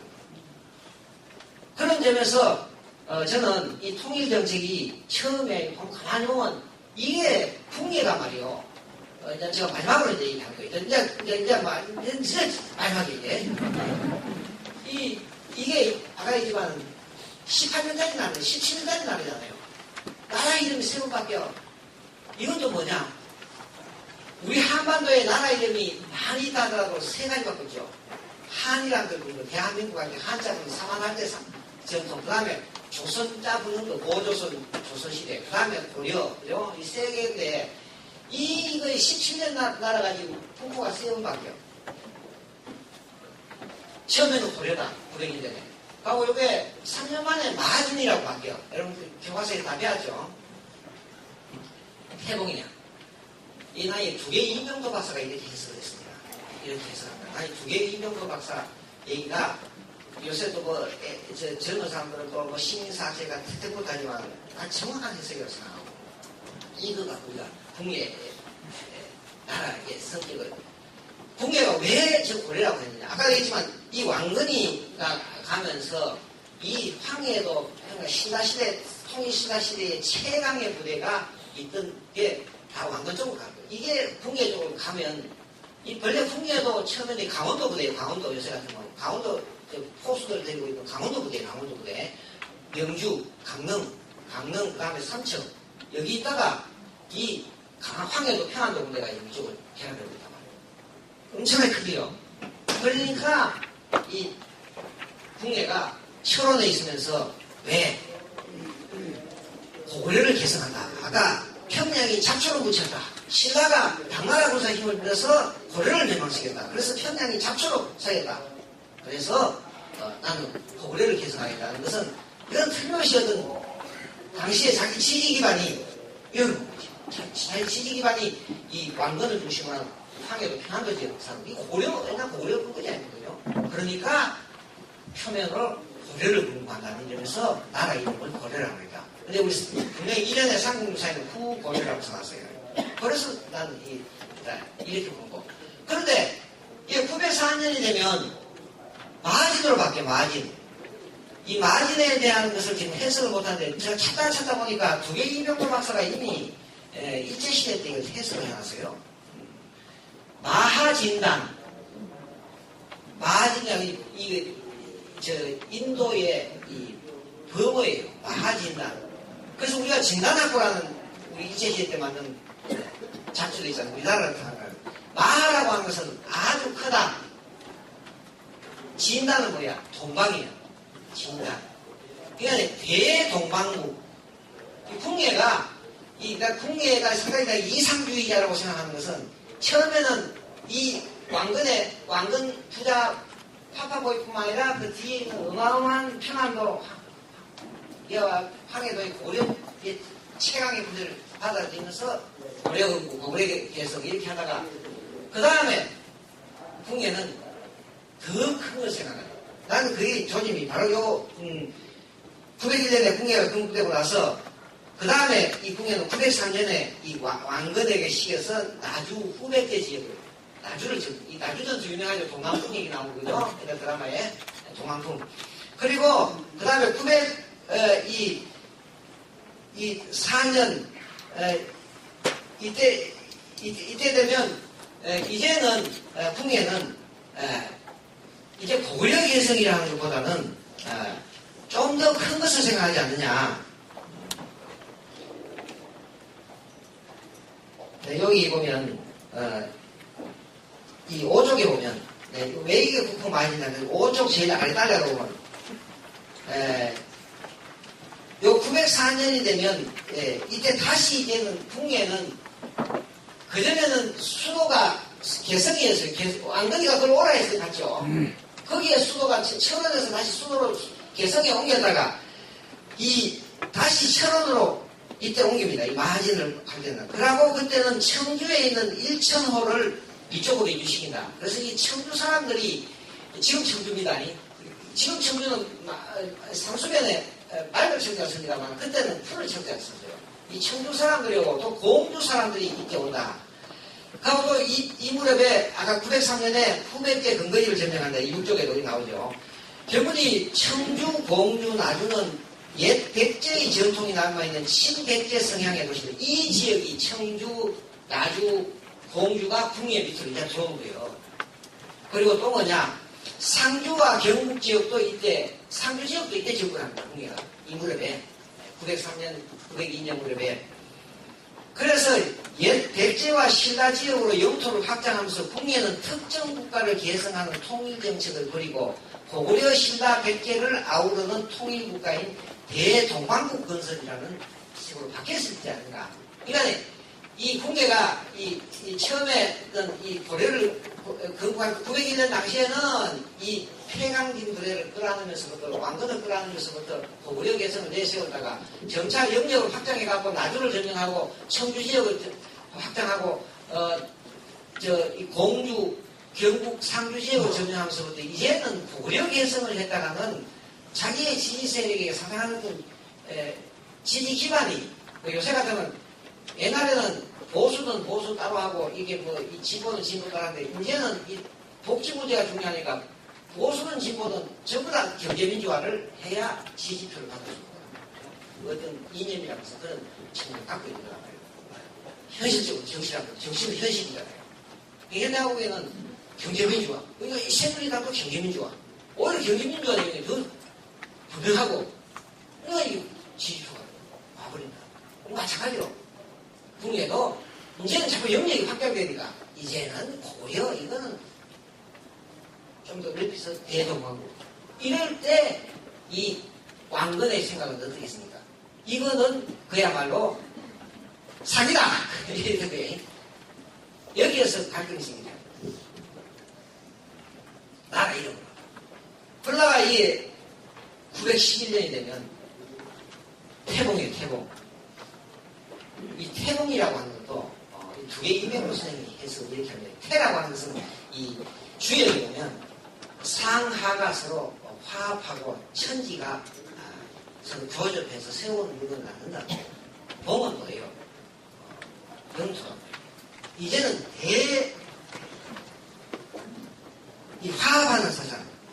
그야말로 이제 이래 돼버리면 궁예는 내가 보기에는 거의 이제는 이 사람은 이제 종교 수준에 가버린 것 같아요. 이제는 어떤 지도자로서의 어떤 전략 전술이 아니라 이 대화합국 이상적인 국가 평화를 이렇게 돼버리면 이 어떤 조화를 이루는 통일국가 이렇게 돼버리면 이미 북에는 이제는 하나의 정신이보다는 하나의 어떤 이 이데올로그가 돼버리고 일본은 이 마마보이 파파보이 밑에서 자랐던 40년 동안 눈치를 보고 커왔던 이 왕건이가 놓칠 리가 없는 거죠. 여틈을 놓을 수밖에 없습니다.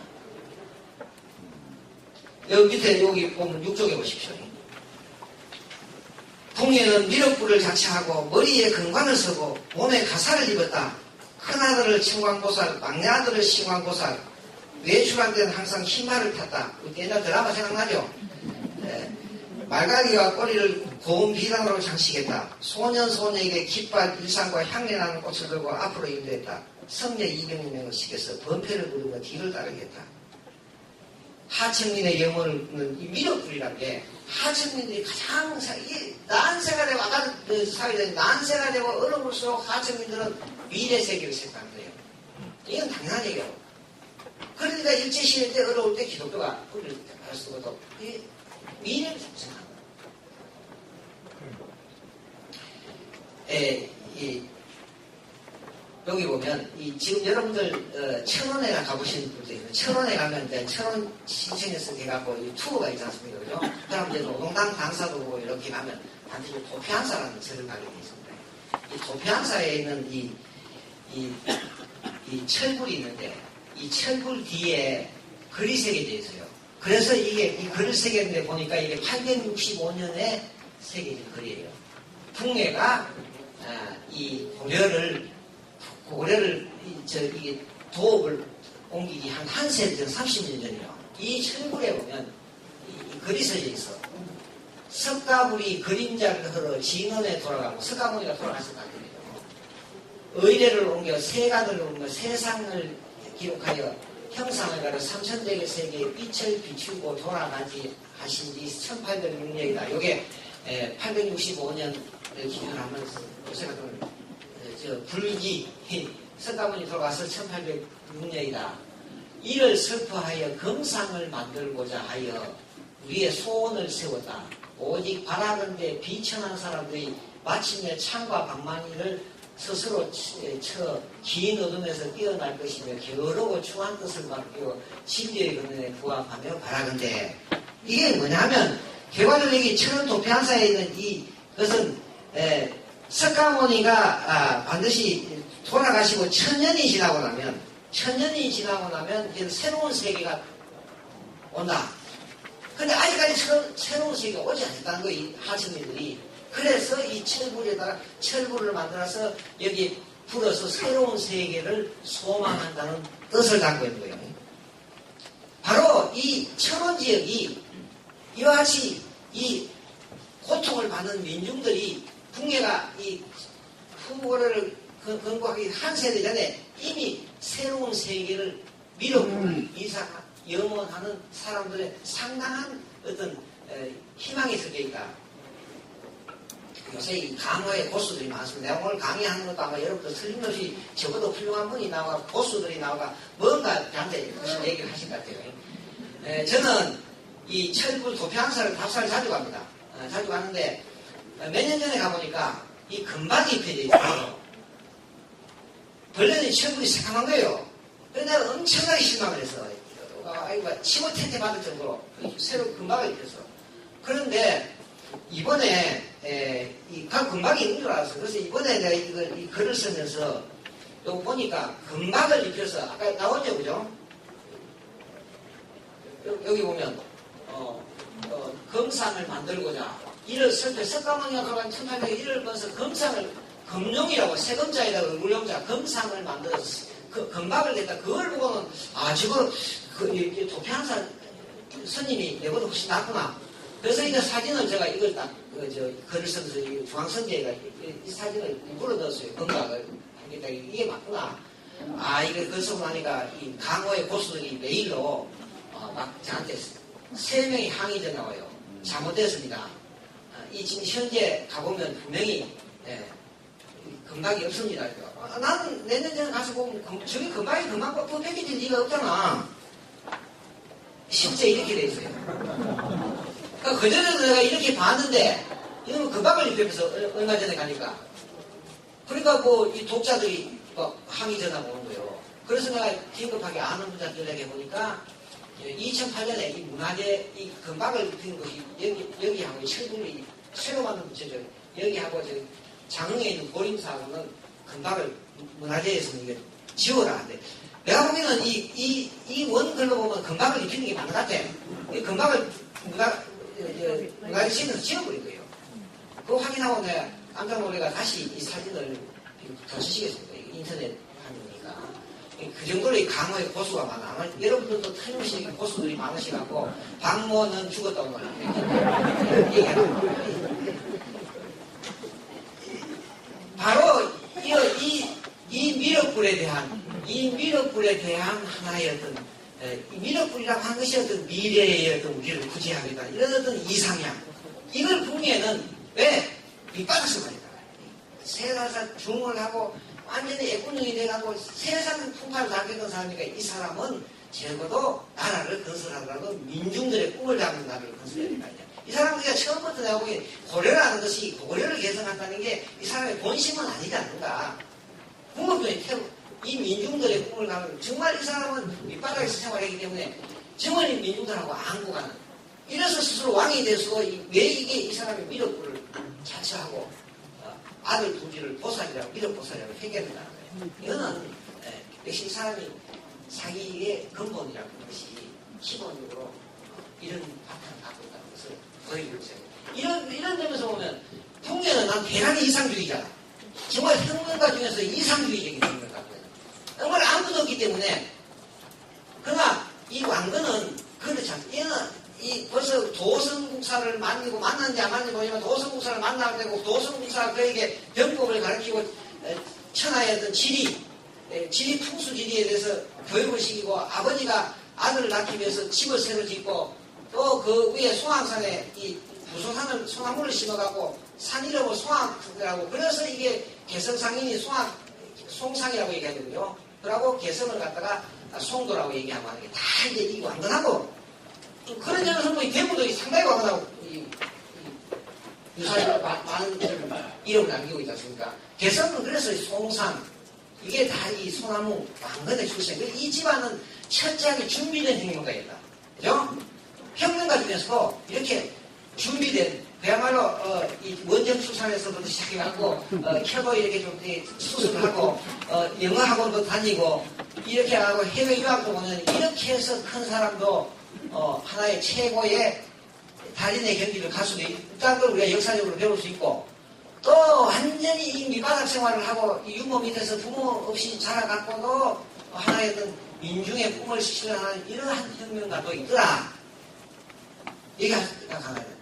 그러나 이게 이 혁명가로서 누가 오래 가느냐 누가 성공이라는 게 이제 국민은 이렇게 해서 행복해서 나는 이렇게 해서 죽었다 이래버리면 이럴 수는 없지만 그래도 국민은 발전에 가서 비참하게 죽지 않습니까? 왕노릇도 18년, 17년밖에 못한단 말이야. 그런데 왕건은 26년간 왕노릇 하고 싸움꾼이지만 40년 전쟁을 하고 왕건은 자기 인생을 뭐라고 표현하지 않습니까?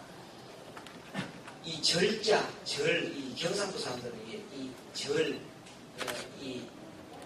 을 할 때, 갑을 할 때, 이 빗질한다는 걸 절이라고. 여러분들 토기에 보면 신세계 토기가 젊은 토기라고 하고요. 비살문이 토기. 절풍. 이거는 자기는 하도 바빠가 절풍 모구.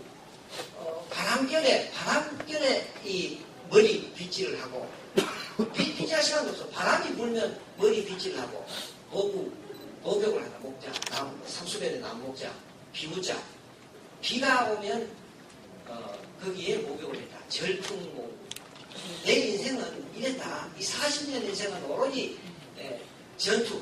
그러나 이 사람은 전투만 한 게 아니고, 큰 꿈을 갖고 있었던 거예요. 그런데, 웬만하면 왕건은 궁예 밑에 있으라고 했을 거야. 22년간 있었습니다. 그러나 저는 기본적으로 이상이 났다. 혁명가는 영웅은 그런 점에서 이상을 갖지 않으면 영웅이 될 수 없지 않냐. 아무 철학 중심은 그저 그 시기 주고 이래라고 저래라고 황인영선 같은 사람이 혁명가가 될 수 없다는 거거든요. 두 사람 분명히 생각이 다르지 않느냐. 이런 것을 이 사람이 혁명가를 할 수 있는 것은 통일정책, 쉽게 얘기하면 여기에서 상당히 다르다. 그러나 그래도 나는 상당히 왕건은 전략적인 사람, 전술적인 사람. 단순한 이상주의자, 이념형의 영웅이 아니라 철저하게 계산하고 준비한 사람이다. 왕건은. 아버지도 그렇게 자식을 키웠지만은 당신도 그렇게 이 궁예 밑에서 시집살이를 하면서 만신법의 위협을 벗어나면서 살아왔던 사람이다. 이런 점에서 우리는 우리 역사에서 아주 훌륭한 두 사람의 영웅을 얻을 수 있다. 또 하나는 견훤도요. 아주 이 사람은 지혜가 뛰어난 사람입니다. 견훤은 자기 생활을 뭐라 했냐면 친과 대적이 됐대. 내가 군대에 서해안 지금 병강지대 장수로 갔다가 계속 성성장구에서 추세해갖고 서해안 사령관이 된단 말이에요. 사령관이 되면 그 다음에 경주를 안 오고 전주에다가 나라를 세웠거든. 자기 자신은 또 뭐라고 했냐면 친과 대적이다. 벽에 받친 칼을 비고 누구 자면서 적을 기다렸다는 거예요. 포탄이 날아오는데 누구 낮잠자고 말이야. 난 모르겠다 해서 하고 있는데 이 사람은 천천히 정말 유비무환이에요. 친과 대적이다. 이렇게 해서 자기가 맡은 부분을 철저하게 싸우면서 정과를 싸우면서 출세한 사람이에요. 이 견훤이 내가 보기에는 가장 지혜가 있는 사람 같아요. 왜냐하면 마지막에 아들이 말이고 아들 때문에 이 사람 참 나는 이 역사에서 만리장성이 아무리 있어도 중국이 만리장성이 약해갖고 무너지는 적은 하나도 없어요. 그죠? 만리장성을 쌓아갖고 오랑캐 때문에 천구마비 극전에서 만리장성을 쌓았지만 이 만리장성이 그렇게 쌓았는데 이게 약해갖고 중국이 무너진 게 아니라 내부의 적답으로 무너지는 거야. 신뢰가 없다든가, 그렇죠?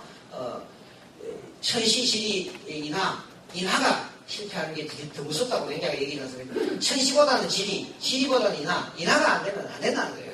하고 또 공자는 뭐라고 하면 맹자는 천시가 지리만 못하고 지리가 인하고 사람과의 관계, 사람을 잘 쓰는 것 이거에 중요하다고 맹자들이 공자를 말했습니다. 무신이 불립이다 있잖아요. 지도자가 신뢰를 받지 못하면 설 수가 없다는 거예요. 이런 점에서 견훤은 참 불행한 사람, 자식을 이게 잘못해서.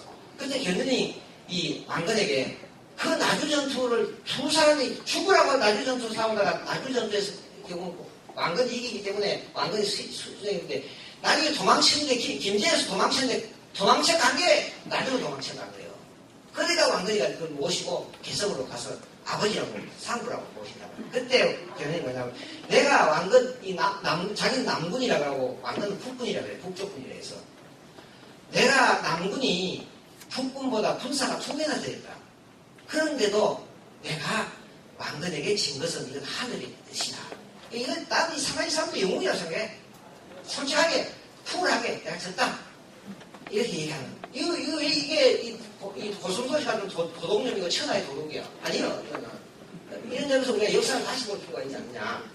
결론적으로 이 세 사람도 오다 노부나가 도요토미 히데요시 도쿠가와 이에야스와 같지는 않지만 저는 이 신하가 진성왕 때 천하의 도적들이 일어날 때 그래도 이 견훤이라는 사람은 아무도 꿈꾸지 못하던 혁명이라는 얘기, 사만을 통일해야 되겠다는 걸 제일 먼저 내세운 사람이 이 사람.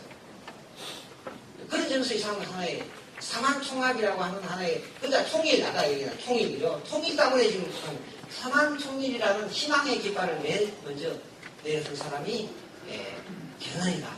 그런 점에서 영군이다. 이게 견훤이가 제일 먼저 깃발을 들므로써 왕건이나 이 세목사의 이 강원도 영월입니다. 세목사 큰교사에 있는 이 불목하니 중인 북예도 나도 한번 저렇게 한번 해봐야 되겠다는. 그렇죠. 박세리 키드 골프 박찬호가 야구 잘하니까 나도 한번 해봐야 되겠다. 가능한 일 아닙니까? 그래서 북예와 왕건도 혁명을 해야겠다는 꿈을 가지고 이런 점에서 이 사람도 영웅군이에요. 견훤이 왜 그렇게 천하의 원한이 아니라 가면 궁예는 사만통합의 판세를 키운 사람입니다. 이 사람이 3분 했지만 천하의 반을 차지할 정도로 불불 붙듯이 용원에 불 붙듯이 10년 만에 나를 그런 거 같은데 용원에 불 붙듯이 이 상한통합의 판세가 확 뛰어버린단 말이에요. 이 각 천명의 작은 문제보다는 이 큰 판세를 크게 키워버려요. 그래서 상한통합의 꿈을 갖게 한 영웅이다. 그런데 왕건은 마지막에 최후의 승리자로서 상한통합의 꿈을 실현한 군주였다. 꿈을 실현한 군주였다. 이것이 500년 만이다.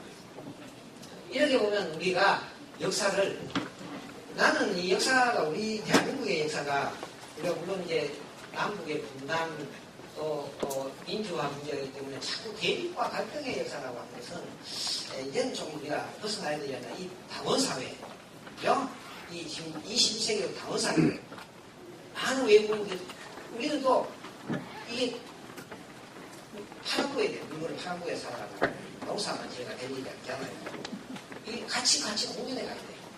그럼 이제 우리 역사가 우리가 그동안에 이 20세기 역사는 일제 식민사학과의 대립, 또 여기 어떤 이 이데올로기의 대립, 이것이 사실 우리가 대립과 갈등의 역사가 아니라 조화와 균형, 타협과 공존의 역사입니다. 이 세 사람도 대립과 갈등의 역사에서 본다면 한 사람은 영웅이 되고 나머지 두 사람은 전부 다 루즈가 돼야 돼요. 루즈가 돼야 돼요. 그게 아니라 같이 가요. 우리 사회가 지금 어느 한쪽을 자꾸 승승장구하고 어느 한쪽을 루즈가 돼버리면 이게 무서운 거예요. 그래서 이 복지가 나오는 거야. 인정을 보면 저는 이 역사도 이렇게 자꾸 한 사람을 루즈를 만들고 영원하게 갈 수 없도록 카운트판치를 올릴 것이 아니라 같이 가는 역사다. 그런 점에서 우리가 역사를 달려볼 수 있는 여지가 해석이 가능합니다.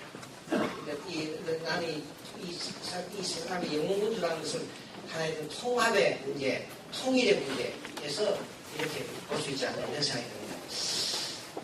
이 서구서 들어가 보니까 말 시간이 안 됩니다. 그러니까 자꾸 마이크하고 이거 번역을 잡으면 안 놓치는 겁니다. 그래서 오늘 좀 제가 길게 했습니다. 당연히 마치겠습니다.